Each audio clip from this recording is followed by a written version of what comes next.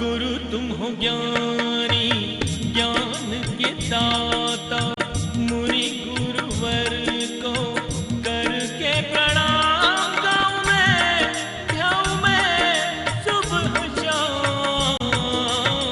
तुलक सागर एक नाम आदमी भी दूसरों के दोषों को देख लेता है, लेकिन खुद के दोषों को देखना, ये जिनेंद्र भगवान ने उसे ही ज्ञानी कहा है कि बुरा जो देखन में चला बुरा न मिलिया कोय, जो दिल खोजा आपना तो मुझसे बुरा। आदमी जो भी सुख दुख पाता है उसका जिम्मेदार वो स्वयं होता है। हम व्यवहार में कहते हैं कि इसके कारण मुझे अशांति है, इसके कारण मुझे तनाव है, इसके कारण मुझे टेंशन है। हकीकत में यदि तत्व को देखा जाए तो किसी के कारण कुछ नहीं हुआ करता है। आज हम जहाँ पर, जिस स्थान पर, जिस परिस्थिति में हैं, उसके कारण हम ही हैं, दूसरा कारण नहीं है।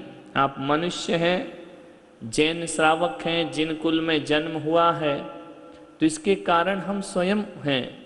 अपने सुख के उत्तरदायी, दुख के उत्तरदायी हम स्वयं हैं।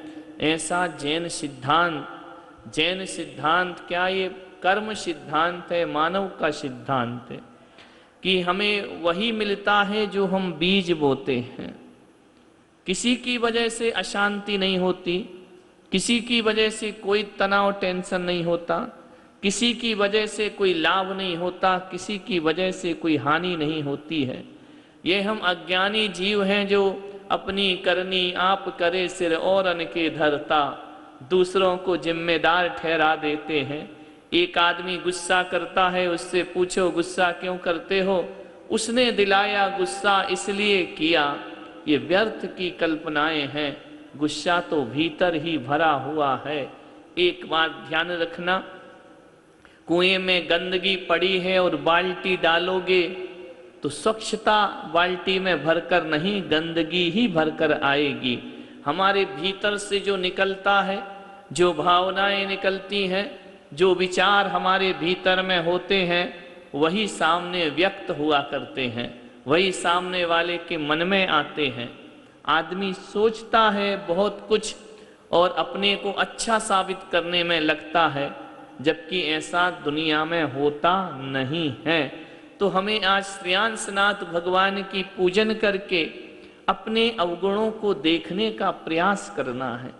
वो हमारा ऐसा करेगा, हम उसका ऐसा करेंगे। समय सार जैसे ग्रंथ में कुंद कुंद आचार्य कहते हैं, ये मिथ्या बुद्धि है, मैं इसका पहले कुछ था, वो आज है कल रहूंगा, ये मेरे थे मैं इनका हूँ। ये मिथ्या भ्रांतियां लेकर के ये जीव संसार में, जगत में भ्रमण करते रहता है। लास्ट में कुछ भी नहीं मिलता है। बड़े बड़े नास्तिकों को भी अंत समय जब आता है, दुखों का पहाड़ टूटता है, वेदनाएं पीड़ाएं आती हैं, मन अवसाद से भर जाता है, तब उसे कुछ नहीं दिखता। एक अंतिम समय भी उसे भगवान का ही नाम दिखाई देता है, ईश्वर का ही दर दिखाई देता है। विचार करिए, आप सोचिए, हम कितना जगत में फैलाते हैं, विस्तार करते हैं, हाथ में कुछ भी आता नहीं है। जब आदमी विचार करे कि जितना भी हम कुछ कर रहे हैं, इसका फल क्या है, कभी एक बार सोचना, इन भावों का फल क्या होगा। जो कुछ भी मैंने पाया है अपने परिणामों से, अपनों ही परिणामों, आचार्य कहते हैं अपने ही परिणाम से सब कुछ होता है। अपने ही परिणाम से संत बनते हैं, अपने ही परिणाम से संसारी हो जाते हैं, अपने ही परिणाम से मित्र बन जाते हैं, अपने ही परिणाम से हम शत्रु बन जाते हैं, अपने ही परिणाम से रिश्ते नाते होते हैं और अपने ही परिणामों से रिश्ते नाते टूट जाया करते हैं। अपने ही परिणामों से अजनबी अपना लगता है और अपने ही परिणामों से अपना चिर परिचित भी पराया लगने लगता है। संबंध बदल जाते हैं, समय बदल जाता है, स्थिति बदल जाती है। एक सा जीवन दुनिया में किसी का नहीं रहा करता है। सब दिन होत ना एक समान, कभी बहुत अच्छे दिन होते हैं, कभी बुरे दिन होते हैं। ये संसार का जीवन है और इसमें ही जीते जीते हम अपनी जीवन की चंद सांसों को खत्म कर दिया करते हैं। एक बस जा रही थी, यही कह लो कि वापी से मुंबई की तरफ बस जा रही थी। एक सीनियर सिटीजन उसमें बैठा था, एक बुजुर्ग बैठा हुआ था। बस के कंडक्टर ने आवाज लगाई, ये किसी का बटुआ मिला है, किसी का पर्स मिला है, जिसका हो वह मुझसे प्राप्त कर ले। बुजुर्ग ने अपना जेब देखा, उसमें बटुआ गायब है। उसने कहा कि कंडक्टर साहब, हो सकता है कि ये पर्स मेरा हो, मुझे वापस लौटा दो। बस में बैठे सारे यात्री तो मौन थे, उनका नहीं था। कंडक्टर ने कहा कि देखो तुम्हारा है। तो उस बुजुर्ग ने कहा मुझे दिखा दो, ये बटुआ मेरा है। तो उसने पूछा दिखा दूंगा, चिंता मत करो, लेकिन दादाजी जरा ये तो बताओ, ये बटुआ तुम्हारा है, इसकी प्रमाणिकता क्या है? ये बताओ कि इस बटुए के अंदर क्या रखा हुआ है, तो हम मानेंगे कि ये बटुआ तुम्हारा है, ये पर्स तुम्हारा है। वरना झूठ बोल करके किसी दूसरे की संपदा को हम अर्जित नहीं कर सकते हैं। बूढ़े की आंख में आंसू आ गए। उसने कहा कि देखो मेरे इस बटुए में, मेरे इस पर्स में भगवान महावीर की एक फोटो रखी हुई है। उसने कहा, कंडक्टर ने, भगवान महावीर की फोटो तो कोई भी रख सकता है, इससे कैसे साबित होगा? कई जैन बैठे होंगे, उनके पर्स में भी भगवान महावीर की फोटो होगी, कैसे साबित करोगे कि ये तुम्हारा ही है? अब साबित कैसे करे वह? उसने कहा उसे 500 का नोट है, बोले सबके में होता है, अब कैसे साबित करे कि ये पर्स मेरा है? उसके पास कोई चीज नहीं थी। उसने कहा कि कंडक्टर साहब, देना हो तो दो, नहीं देना तो कोई बात नहीं है। आदमी आखिरी में हार जाता है। कंडक्टर ने कहा लेकिन फिर भी कुछ तो बताओ। बोले देखो, ये पर्स मेरा आज का नहीं है, ये पर्स मेरी जवानी का है। जब मैं जवान था, जब मैं कभी कॉलेज में पढ़ता था, कभी मैं शिक्षा प्राप्त करता था, तब मेरे पिता ने मुझे ये पर्स दिया था। और जब उन्होंने ये पर्स दिया तो पर्स के साथ साथ मेरे पिता ने मुझे भगवान महावीर की तस्वीर दी थी। वो फोटो आज भी मेरे पर्स में मौजूद है। तुम्हें मालूम है, उस समय भी बिल्कुल नास्तिक था, भगवान को मानता नहीं था, लेकिन पिता की जोर जबरदस्ती थी। मुझे पर्स में भगवान का फोटो रखना पड़ा। लेकिन मैं अपने पिता को बहुत प्यार करता था, अपने माता पिता का बहुत सम्मान करता था। एक दिन मेरे मन में आया कि माता पिता भी तो भगवान ही हुआ करते हैं, वह भी तो ईश्वर के समान होते हैं। मालूम है, पिता कितना भी दुर्जन हो, पिता कितना भी दुष्टता से परिपूर्ण हो, पिता कितना भी गलत रास्तों पर चलता हो, तो भी पुत्र का फर्ज होता है अपने पिता का सम्मान करे, उसे भगवान जैसा पूजा करे। मालूम है क्यों? क्योंकि एक पिता ही दुनिया में ऐसा होता है जो हमें प्राण दिया करता है, हमें संसार में लेकर आया करता है। उसका सम्मान भगवान से, माता पिता का सम्मान भगवान से बढ़कर होना चाहिए। मैंने अपने पिता को देखा, अपनी मां को देखा, मैंने कहा कि ये भी तो भगवान है। तो मालूम है मैंने क्या किया? अपने भगवान महावीर की फोटो के ऊपर उस पर्स में माता पिता की तस्वीर लगा दी कि ये ही मेरे लिए भगवान है। फिर उससे क्या हुआ? बोले फिर मेरे पिता ने मुझे पढ़ाया, स्कूल में भेजा, कॉलेज में भेजा। जब मैं जवान हो गया तो मुझे ऐसा लगा कि मैं भी तो बड़ा हैंडसम, तो मैंने अपनी जवानी की फोटो ली और पिता की फोटो के ऊपर लगा दी। पहले भगवान महावीर, फिर माता पिता, फिर खुद की तस्वीर लगा दी। मेरा धीरे धीरे पढ़ते पढ़ते पढ़ते पढ़ते एक लड़की से संपर्क हो गया, उससे मेरा प्यार हो गया, उससे मेरा लगाव हो गया। मुझे लगा कि नहीं, अब ये लड़की ही मेरे लिए सब कुछ है, इससे अच्छा दुनिया में कोई नहीं। मैंने अपने साथ साथ उस लड़की की फोटो भी उस पर्स में लगा दी। बूढ़ा किन दिनों को याद कर रहा है। धीरे धीरे मेरा उस लड़की से विवाह हो गया, मुझे एक पुत्र की प्राप्ति हुई।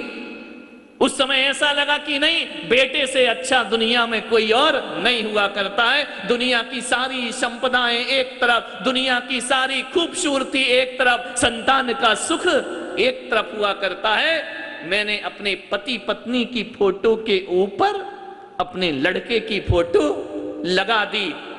फिर क्या हुआ, एक दिन ऐसा हुआ मेरे पिता की मृत्यु हो गई, कुछ दिन बाद मेरी मां की मृत्यु हो गई, और एक लंबी बीमारी से मेरी पत्नी का भी देहांत हो गया। बटुआ इतना भर गया तस्वीरों से कि अब उसमें जगह नहीं बची। अब कैसे फोटो पर फोटो लगाए। मैंने एक दिन सोचा तो अपने महावीर भगवान की फोटो निकाली और एक संदूक में रख दी। माता पिता की फोटो निकाली, संदूक में डाल दी। मैंने धीरे धीरे सब फोटोआं निकाल दी। बचा मेरे पास एक पुत्र, उसे मैं बहुत प्यार करता था, बड़े नाजों से मैंने पाला, बड़े प्रेम से उसे पाला, उसके सब नखरे उठाए, पढ़ लिख करके बड़ा हो गया, शादी कर ली। एक दिन उसने फ्लैट ले लिया और मुझसे अलग जाकर के रहने लगा। जब वह अलग जाकर रहने लगा, उस दिन मुझे जीवन में इतना दुख हुआ, इतना दुख हुआ कि शायद मेरे माता पिता की मृत्यु पर भी मुझे इतना दुख नहीं हुआ होगा, पत्नी की मृत्यु पर इतना दुख नहीं हुआ जितना बेटा छोड़ करके गया तब मुझे दुख हुआ। आज उस बेटे का भी बेटा है, साल में एक बार मेरे से बात करता है, साल में एक बार कभी कभार मिला करता है। आज मैं घर में अकेला रहता हूं, मेरे पास कुछ नहीं है, थोड़ा बहुत मेरी सर्विस थी, उसकी पेंशन आती है, मेरा जीवन कटता है। लेकिन घर की चार दीवार में मैं बिल्कुल एकाकी जीवन जीता हूं, अकेला जीवन जीता हूं। कंडक्टर की आंख भर रही थी सुन सुन करके। उसने कहा कि मैंने एक दिन सोचा और एक दिन वह पुरानी संदूक खोल दी, पुरानी पेटी खोल दी, वहां मुझे कोई नजर नहीं आया, मुझे वहां भगवान महावीर की निकाली हुई तस्वीर नजर आती है। और जब मैंने देखा कि यह तस्वीर और इस जवानी के, इस जिंदगी के बुढ़ापे के इस दौर में कितने रिश्तों को जीते मरते मैंने देखा है, कितने रिश्तों को बनते बिगड़ते मैंने देखा है, कितने व्यवहार को अच्छा बुरा होते मैंने देखा है, कितने अपनों को दूर होते देखा है और परायों को अपना बनते हुए देखा। ये जवानी के दौर में बुढ़ापे तक के इस पायदान में मैंने सब कुछ देख लिया। लेकिन जैसे ही भगवान महावीर पर दृष्टि डाल दी तो मैंने देखा पिता चले गए दुनिया से, माता चली गई दुनिया से, पत्नी चली गई दुनिया से, पुत्र होकर भी ना होने के समान है। उस दिन मुझे लगा कि घटती बढ़ती उठती चलती फिरती तरंगों में, इस समुद्र की उतार चढ़ाव भरी लहरों में, इस जीवन के अपने मिलने और बिछड़ने के दौर पर सब मिले और बिछड़ गए। केवल एक ही चीज मेरे साथ पहले भी थी, वो आज भी है, मेरे भगवान महावीर की तस्वीर, उसमें कोई परिवर्तन नहीं आया। ईश्वर ने मेरा साथ नहीं छोड़ा। जैसा शुरुआत में मैंने ईश्वर का दामन बिना इच्छा के थामा था पिता की आज्ञा से, आज मुझे लगा कि मेरे पिता मरने के बाद भी मुझे धन दौलत दे गए या ना दे गए, भगवान महावीर के नाम की दौलत मुझे दे करके गए हैं। और आज मुझे लगता है कि जीवन में कोई सच्चा और अच्छा साथी कोई है तो मेरा परमात्मा मेरा साथी है, मेरा भगवान मेरा साथी है। अब मैं यही सोचता हूं कि अब जो शेष सांसें बची हैं वो ना बेटे के लिए, ना माँ बाप के लिए, ना बच्चों के लिए, मेरी जितनी भी सांसें बची हैं वो मेरे परमात्मा के लिए होना चाहिए, मेरे धर्म के लिए होना चाहिए, मेरे भगवान के लिए होना चाहिए। इसलिए कंडक्टर साहब, मैं आपसे निवेदन करता हूं कि उसमें रखा हुआ 500 का नोट नहीं देना तो आप मत दो, अपने पास रख लो। यदि आपको मेरा पर्स नहीं लौटाना है तो मत लौटाओ। लेकिन एक निवेदन करूंगा, मेरे बचपन में जो महावीर की फोटो मिली थी वो फोटो मुझे वापस कर दो, वही मेरी दुनिया की सबसे बड़ी दौलत है। छल छल आंसू बहे उस कंडक्टर के, और उसने कहा कि अब मुझे विश्वास हो गया कि ये बटुआ किसी और का नहीं दादाजी, ये बटुआ तुम्हारे जैसे आस्थावान लोगों का होना चाहिए, ईश्वर को भजने वालों का होना चाहिए, ईश्वर के गुण गाने वालों का होना चाहिए। और उसने वह पर्स दादाजी के हाथ में रख दिया।